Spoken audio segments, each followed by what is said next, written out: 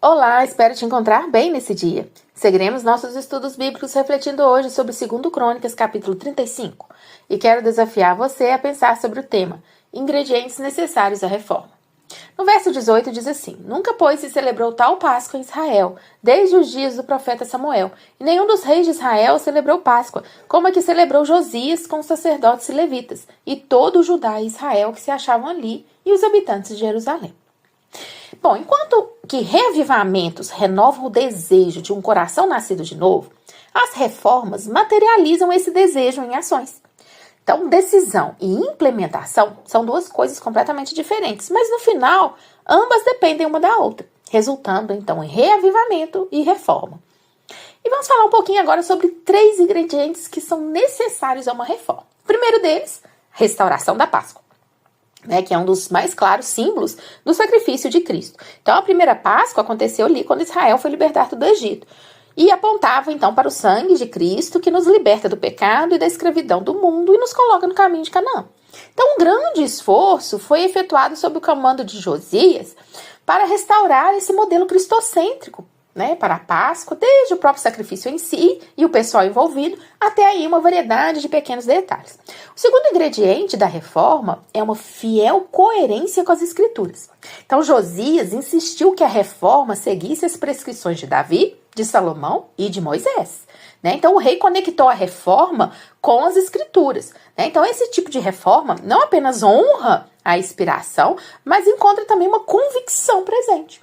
A terceira é a ênfase em todas as pessoas. Então, o sangue da Páscoa não só os reunia, então, através dele, eles estavam desistindo de suas identidades genética, espiritual, pessoal, em troca da nova identidade em ser povo de Deus.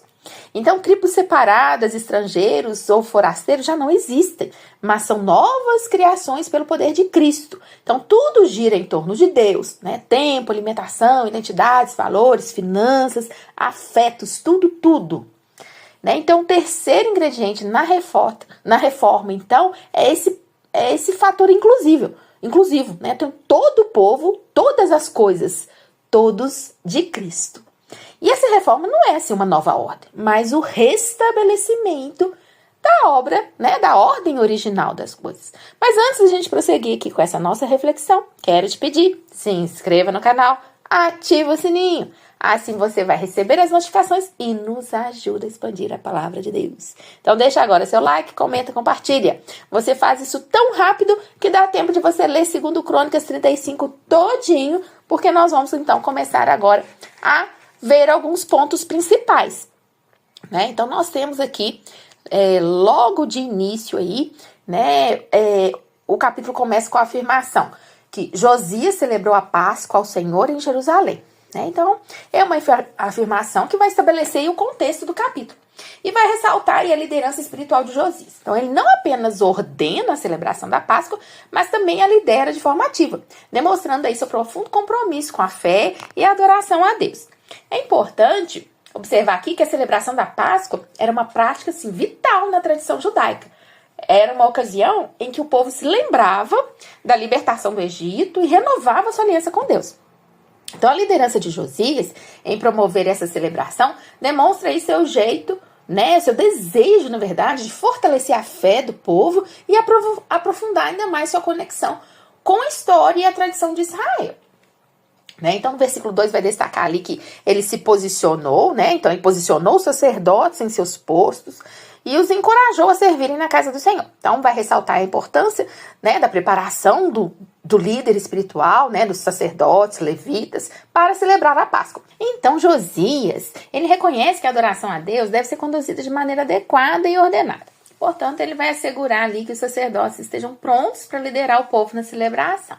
Então, a preparação ali cuidadosa dos sacerdotes também destaca a seriedade com que Josias aborda a observância da lei de Moisés. Então, ele compreende a importância de seguir as instruções de Deus com precisão, reverência, garantindo assim que a celebração da Páscoa seja realizada de maneira correta e aceitável aos olhos do Senhor. Bom, ali nos versículos 4 e 6, vão nos mostrar que Josias pessoalmente providenciou milhares de animais para as ofertas da Páscoa. né? Incluindo ali cordeiros, cabritos. Então, isso revela aí o compromisso de Josias em garantir que todos, independente da situação financeira, tivessem a oportunidade de participar plenamente da celebração. Então, essa atitude reflete não apenas a sua generosidade, mas também a sua compreensão da importância da unidade do povo de Judá na adoração a Deus. Então, ele desejava que a celebração da Páscoa fosse uma ocasião em que todos pudessem se unir, né, em devoção ali, renovando assim essa coesão espiritual da nação. Aí, a partir ali do versículo 7, né, inicia aí descrevendo a oferta da Páscoa, né, propriamente dita. Então, Josias designa um total de 30.000 cordeiros e cabritos para serem sacrificados como ofertas. Então, isso demonstra o tamanho e a magnitude da celebração, bem como o compromisso do rei em cumprir de forma rigorosa as prescrições da lei de Moisés, né. O versículo 8 vai destacar muita contribuição pessoal de Josias para a celebração, né, mostrando ali que ele tem uma liderança por exemplo, né? Então ele contribui com 15.000 cordeiros e cabritos, além de 7.000 novelhos para as ofertas. Então isso reflete aí a sua generosidade e o seu zelo de rei em assegurar que a celebração fosse realizada com abundância e esplendor. Né, os versículos 10 a 14 vão descrever a participação ativa do povo de Judá na celebração da Páscoa. Então o texto vai destacar que os sacerdotes e levitas estavam em seus devidos lugares, realizando ali seus serviços litúrgicos conforme a lei de Moisés. Então nada foi negligenciado ou deixado ao acaso. Além disso, é enfatizado que os músicos, né, descendentes de Asaf, também desempenharam um papel fundamental na celebração. Então, eles estavam encarregados de liderar a adoração através dos instrumentos musicais sagrados. Então, isso demonstra a importância da música na adoração a Deus e como ela pode elevar o espírito das pessoas durante as celebrações religiosas.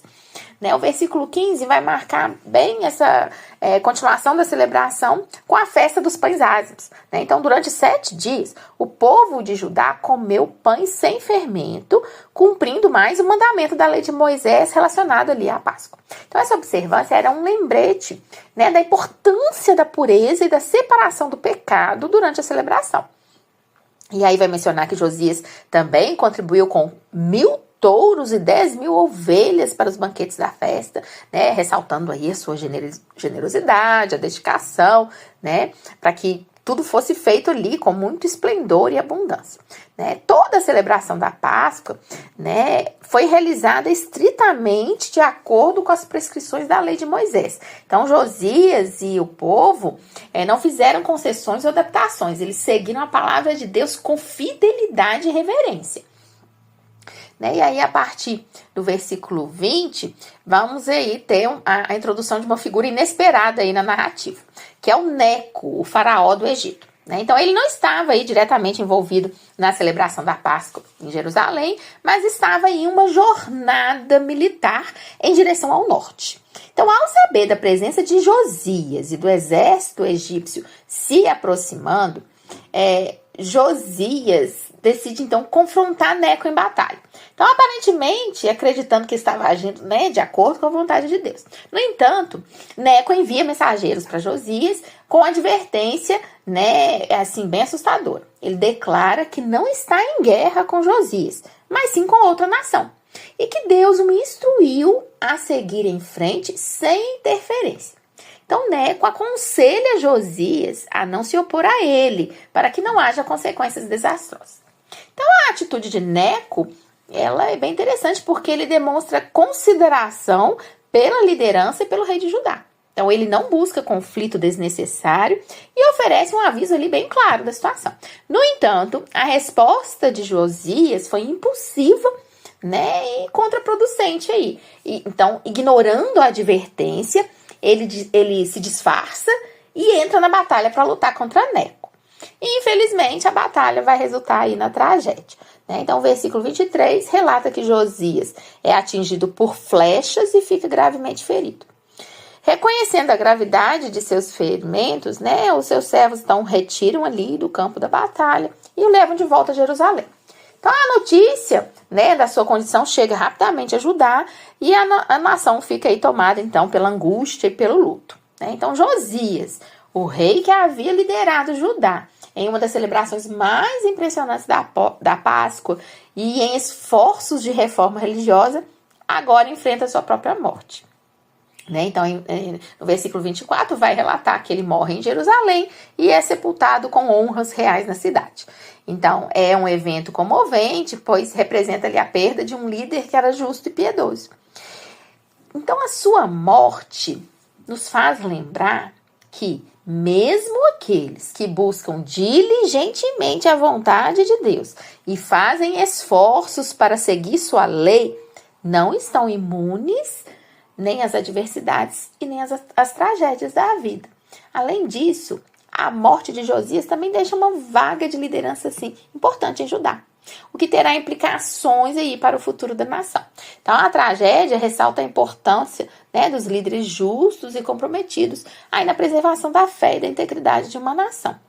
Né? Além disso, Josias ele foi avisado. Né? Então, ele se manteve firme, fiel, mas em um pequeno momento em que ele não ouviu um conselho, né, teve uma consequência grave. Nos lembra também da importância de confiarmos 100% em Deus e buscarmos sempre para qualquer decisão o conselho que vem do alto.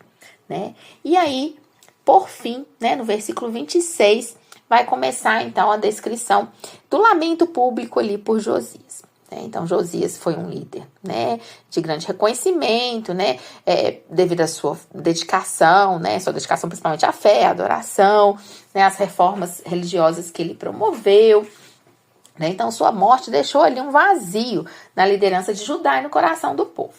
Né. O versículo 27, né, vai concluir o capítulo com uma nota interessante, né, observando que o lamento por Josias foi registrado em cânticos. Então, esse detalhe é bem significativo, porque sugere que o lamento não era apenas uma expressão momentânea de tristeza, mas também uma parte duradoura da memória e da tradição de Judá. Então, os cânticos de lamento têm uma longa história na cultura judaica, sendo usados sempre para expressar tristeza e lembrança das figuras que eram muito importantes. Então, esses cânticos servem como uma forma de honrar e preservar a memória de alguém que teve um impacto, né, bem significativo na cultura judaica. Então, ao registrar o lamento por Josias em cânticos, o povo de Judá assegura aí a sua memória e o seu legado de ser um rei amado. Né? E aí isso seria preservado aí para todas as gerações futuras, reconhecendo ele como um líder aí notório, né? E o seu papel aí na história de Judá.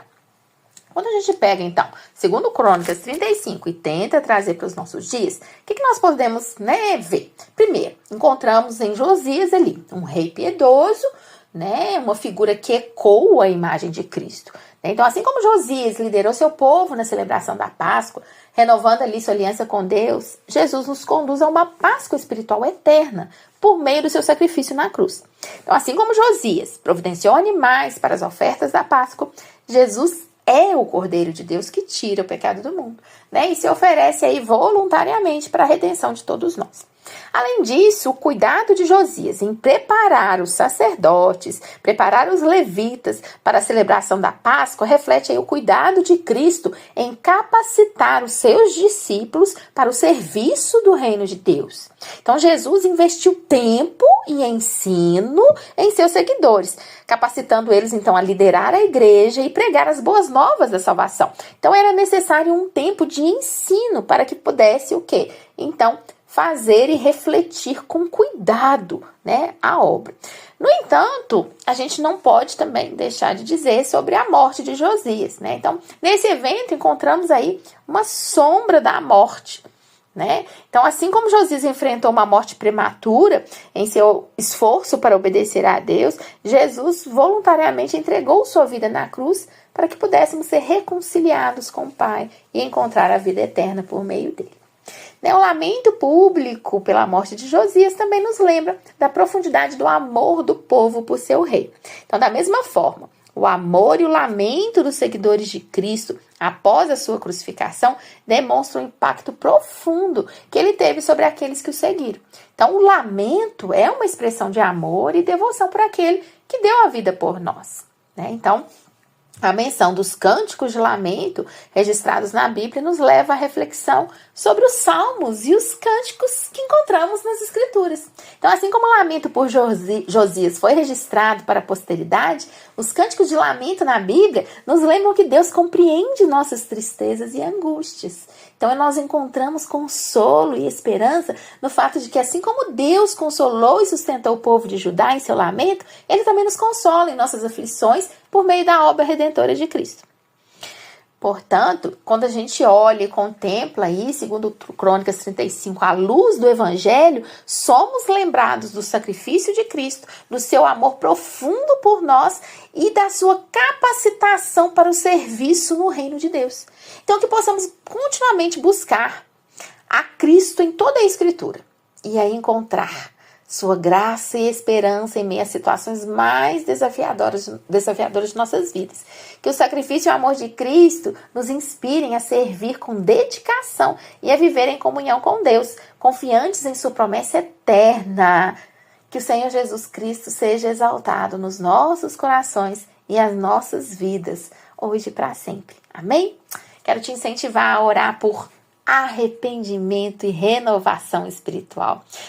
Eu não vou cansar de pedir que estejamos orando por isso até que isso aconteça, né? Então, que Ele nos capacite a reconhecer as nossas falhas, a nos voltar para Ele em arrependimento e a buscar renovação espiritual na minha vida, na sua vida, na vida da nossa igreja. Ore por liderança justa e piedosa.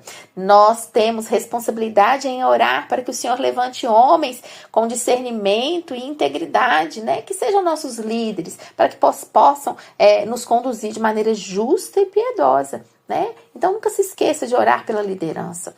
Ore por unidade e cooperação no corpo de Cristo. Então, nós temos e devemos que orar por essa unidade e cooperação, porque ela é muito alvo de Satanás, né? Então, ore para que as divisões sejam superadas, que haja uma compreensão mútua e uma colaboração sempre eficaz entre os membros da igreja, a fim de que possamos cumprir a missão de proclamar o Evangelho e fazer discípulos de todas as nações.